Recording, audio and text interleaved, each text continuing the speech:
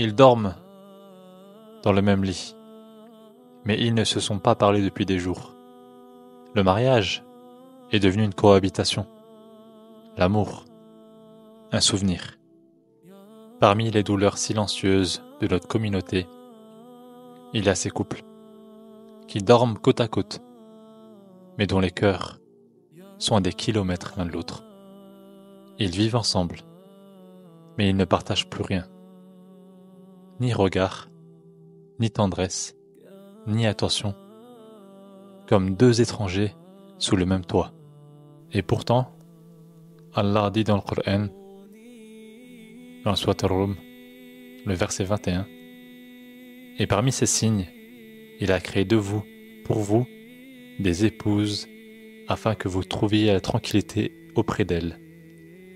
Et il a mis entre vous affection et miséricorde.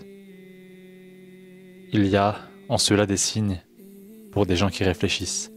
Dans le Tafsir d'Ibn Kathir,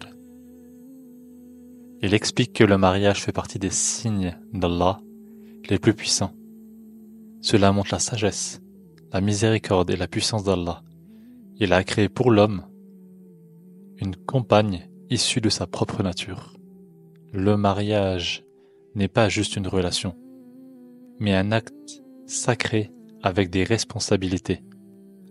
Allah a placé dans le couple la paix, l'amour sincère, la miséricorde. Celui qui réfléchit à cela voit dans le mariage un signe de la grandeur d'Allah.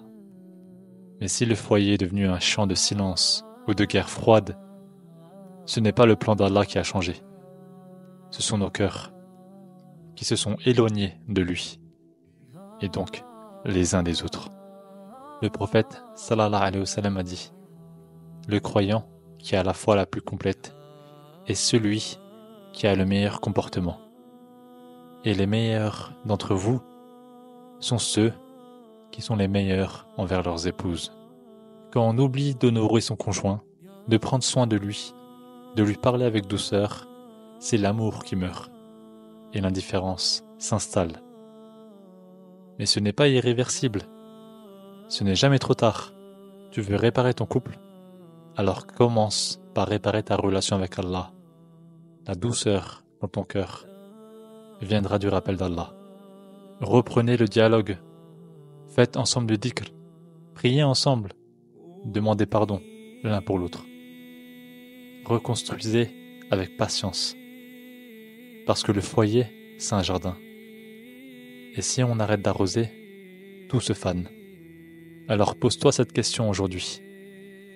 Est-ce que je traite mon conjoint ou ma conjointe comme un cadeau qu'Allah m'a confié, ou comme un poids que je supporte jusqu'à la fin du contrat? Le mariage en islam, ce n'est pas juste vivre sous le même toit, c'est marcher vers Allah ensemble.